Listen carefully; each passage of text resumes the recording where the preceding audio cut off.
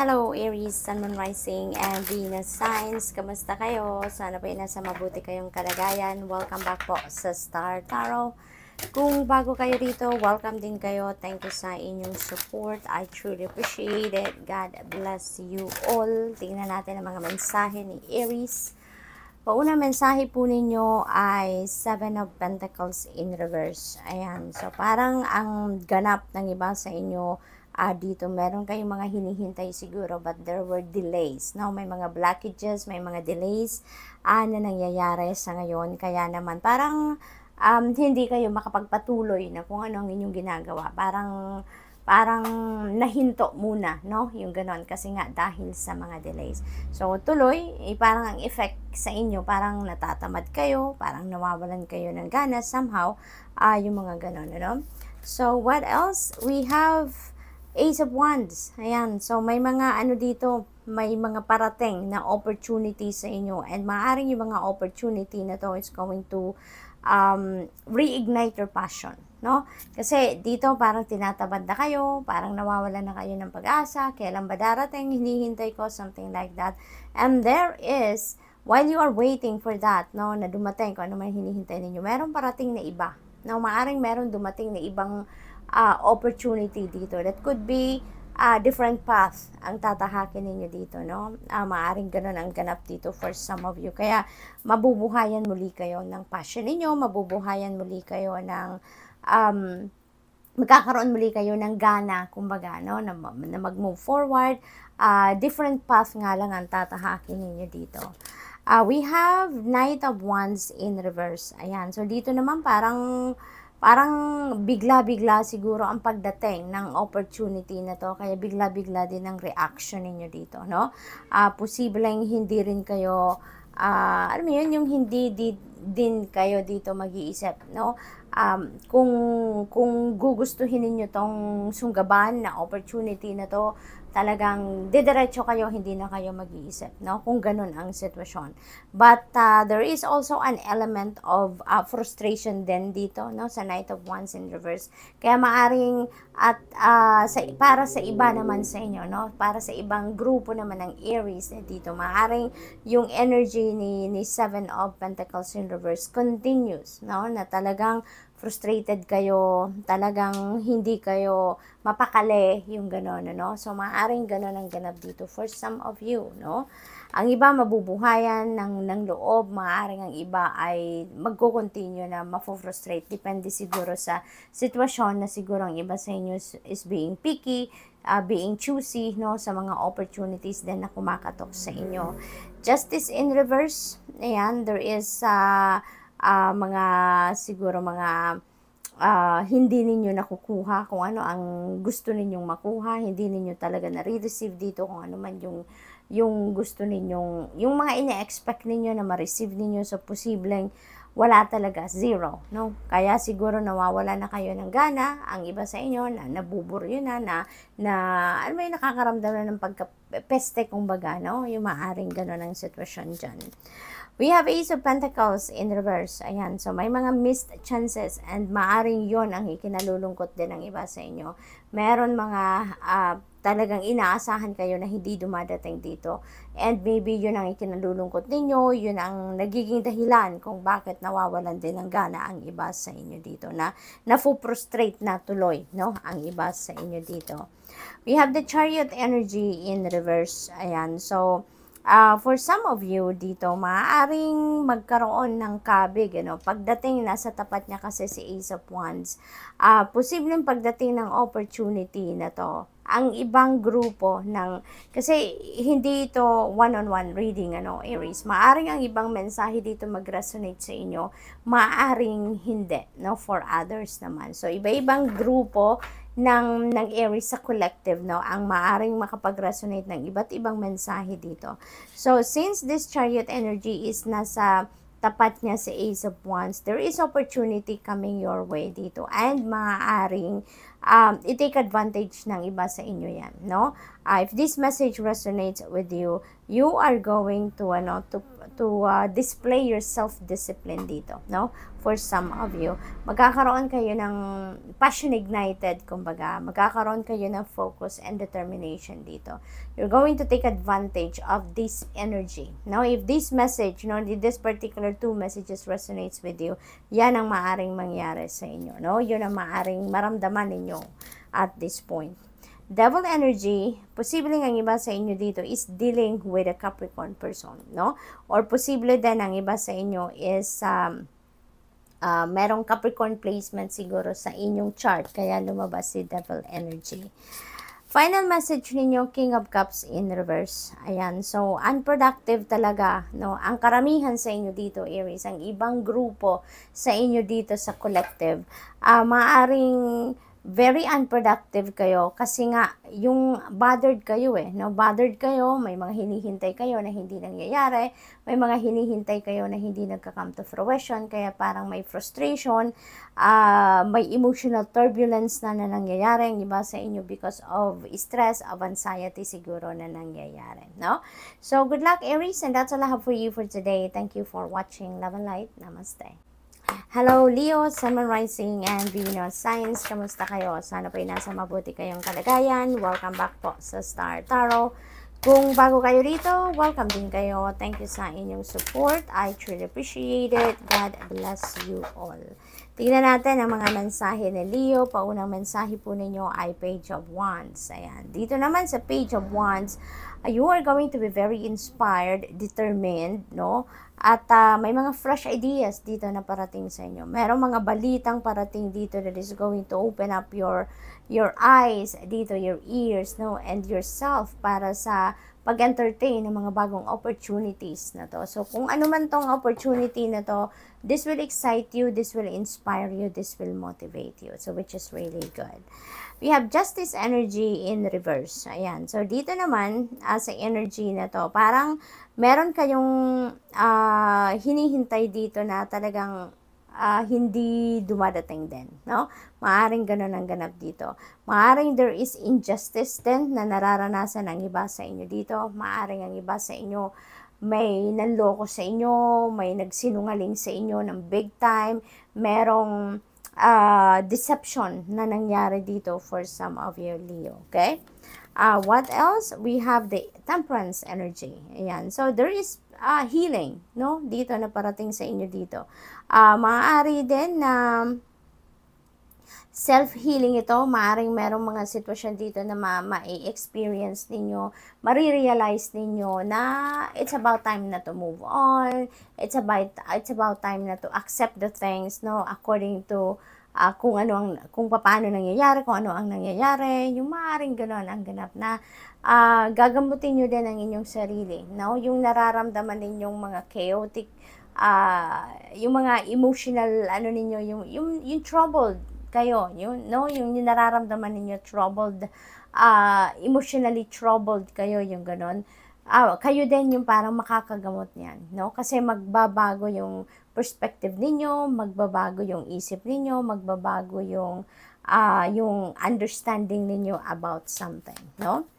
What else? We have the Magician. Ayan, so you are taking action ngayon, Leo. You're being invited to take action dito. Kung hindi man kayo pa nagte-take action, if you are on energy na nagpo-procrastinate kayo, ngayon maaaring mag-take action na kayo. Magkakaroon ng energy shift kayo, and you are going to leave that procrastination energy at na kayo ngayon, magsisimula na kayong gumalaw, no? Magsisimula kayong mag-take action, yung ganun ba? You have the power ngayon, no? Sinasabi dito ng energy na to, you have the power to manifest whatever you want to manifest in your life, no? Papaganahin nyo ngayon ang willpower ninyo, yung personal power ninyo, yung ganun. So, you're going to step into your personal power sa ngayon.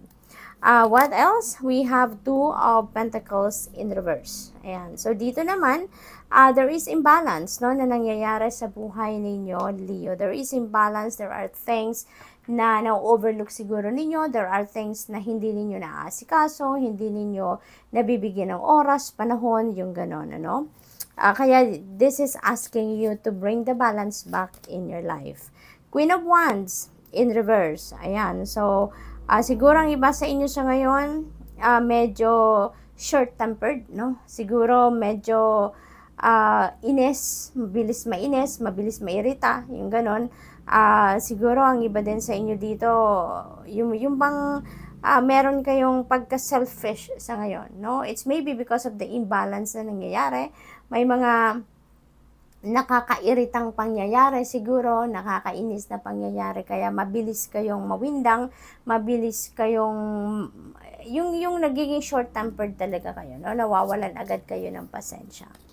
We have Two of Wands in reverse. Ayan. So, maybe, kaya kayo naiirita, nagagalit, nawawala ng pasensya. It's because siguro may mga plano kayo na nakakancel sa ngayon. May mga plano kayo hindi nagpo-push through. May mga plans kayo na hindi umusad-usad, kumbaga, no? So, maaaring ganon ang ganap dito. Kaya, nakakawala talaga ng gana, no? We have Four of Swords. Ayan. So, Leo, obviously, pagod kayo, exhausted kayo. Maybe hindi lang ito physical exhaustion, maybe mentally, emotionally, spiritually, pagod kayo, no? So, maybe talaga, kitang-kita dito kung gaano kalaki yung imbalance na nangyayari sa buhay ninyo. Maybe, you're only focusing on one or couple of things and you can't, hindi kayo makapag-focus, no, sa bawat area ng buhay ninyo. Kaya medyo nagkakaroon ng malaking imbalance dito. Kaya naaapektuhan din ang inyong pag-iisip, ang inyong nararamdaman, ang inyong pangangatawan, no? So maybe you are not getting enough rest, maybe you are not getting enough room for yourself, space for yourself, yung ganon. Kaya mag-rest kayo, mag-relax kayo, mag-contemplate kayo, no? Find that sacred space within yourself para magkaroon kayo ng tranquility, ng peace, ng serenity. Okay? So, good luck, and that's all I have for you for today. Thank you for watching. Love and light. Namaste. Hello, Sagittarius, Sun, Moon, Rising, and Venus signs. Kamusta kayo? Sana po yung nasa mabuti kayong kalagayan. Welcome back po sa Star Tarot. Kung bago kayo dito, welcome din kayo. Thank you sa inyong support. I truly appreciate it. God bless you all, Sag. O na mensahe po ninyo ay Three of Cups in reverse. Ayan, so meron ditong mga deception, betrayal na nangyari. Maaring meron ditong mga iskandalo, no, na nagaganap for some of you. Of course, this is not going to resonate with everyone, so just take as it resonates. Maaring ang iba sa inyo dito na chichismis, or kayo yung chinichismis, or maybe kayo yung nagchichismis. So, posible ang gano'n ang ganap dito for some of you, no? What else?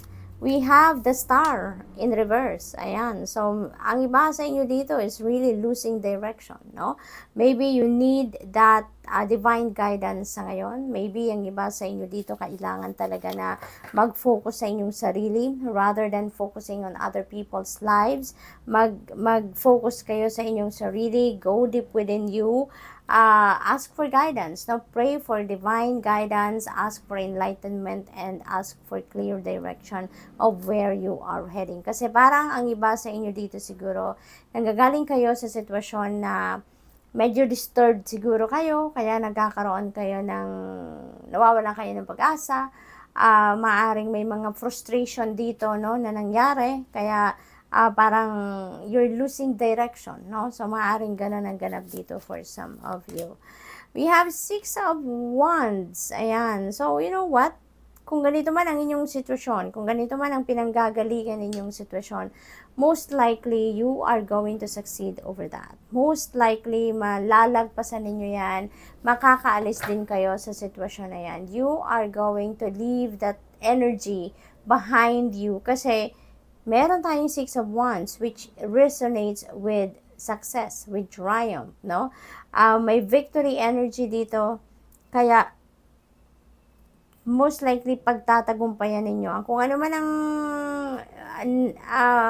low vibe na energy na to, pagtatagumpayan ninyo yan. Malalagpasan ninyo yan, no? For others of you, this could be success, no, sa trabaho. Maaring sa ngayon, finally, mararecognize ng performance ninyo sa trabaho. Makikita nyo na yung bunga ng inyong pagsisikap, yung inyong dedication, commitment sa trabahong ginagawa ninyo. Maybe at this time, maramdaman nyo na din or mararamdaman nyo na din na accepted na kayo, maganda na ang iyong performance sa trabaho at na-recognize na yan, nakilala na at pinapansin na ng mga boss ninyo, something like that. So, some of you could get an offer for promotion, for pay raise, or maaaring may bonus, may mga scholarship grants, so posibleng ganon. Page of Pentacles, ayan, so this is good news coming your way at related yan sa money, career, and finances. Posible din na meron dito mga acquisition ng lupain, building, bahay, no? Any property siguro, meron kayong binibili. Maaaring ngayon may mga contracts na kayong i-review at pipirmahan, no? So, good luck to that. We have the Magician. Ayan. So, this is you, no? Manifesting whatever you want to manifest in your life, no? Ito, nasa inyong mga kamay ngayon ang kapangyarihan, no? Para mag-manifest na kung ano man ang mga gusto ninyong ma-manifest sa buhay ninyo. This is you using your willpower sa ngayon, your personal power para ma-carry out ninyo kung ano man ang mga goals ninyo, kung ano man yung mga dreams ninyo sa buhay. Okay? What else? We have the High Priestess in reverse. Ayan. So, there are secrets that are coming to light. No? Maaring isa yan sa mga balitang parating sa inyo ngayon. Maaring mga sikreto na kung sino man maririnig ninyo or sikreto about something ang maaring makarating sa inyo sa ngayon. Okay? Maaring meron kayong mga matututunan ngayon, mga bagong kaalaman or mga impormasyon from other people. Siguro maaring may mag-feed ng information sa inyo at this time. 5 of Swords. Ayan. This is the energy of cheater, liar, and stealer. So, be careful, no? So, this is the energy of conflict, no? So, maaring internal conflict ito. Maaring may mga kalituhang nagaganap sa isip ninyo sa ngayon, Sagittarius. May mga hindi kayo maintindihan, no, ng mga bagay siguro, sitwasyon. Maybe hindi malinaw sa inyo ang truth of your situation. Maaring yun ang nagdudulot ng internal conflict sa inyo. Posible din na this is conflict with another person. Maaring meron kayo ditong may ka-disagreement kayo, meron kayong may hindi kayo pagkakaintindihan with another person, nagkasagutan, may nasabing hindi maganda, maaring kayo or siya, no? At someone walked away from someone dito, no? But this is number 5, no? Number 5 resonates with change. Kaya don't lose hope. Kung ano man ang sitwasyon ninyo dito, ano man ang hindi ninyo pinagkaintindihan, no? Time will come, no? Soon, magkakaayos din kayo, magkakausap kayo. Your situation with this person is going to change dahil magkakaroon dito finally ng pag-uusap, no? Pag humupa na yung tensyon, humupa na yung mga galit, no? Maaring may magpakumbaba dito, isa sa inyo, and magkaayos kayo. We have the world energy in reverse. Ayan, so there is delay, no? Merong mga delay dito sa mga binabalak ninyong gawin. Meron siguro kayong travel plans or endeavor na gusto ninyong isakatuparan na, i-carry out na, but maaaring yan ay madelay, no? For some reason. Maaaring may takot kayo sa pagta-travel, maaaring first time ninyong mag-travel, maaaring may takot kayo na gawin ang mga endeavor na to na naiisip ninyo all by yourself, walang support, wala kayong katulong, walang kapartner, so maaaring ganun ang sitwasyon dito, kaya magkakaroon kayo ng delay muna, no? So, good luck, Sag, and that's all I have for you for today. Thank you for watching. Love and light. Namaste.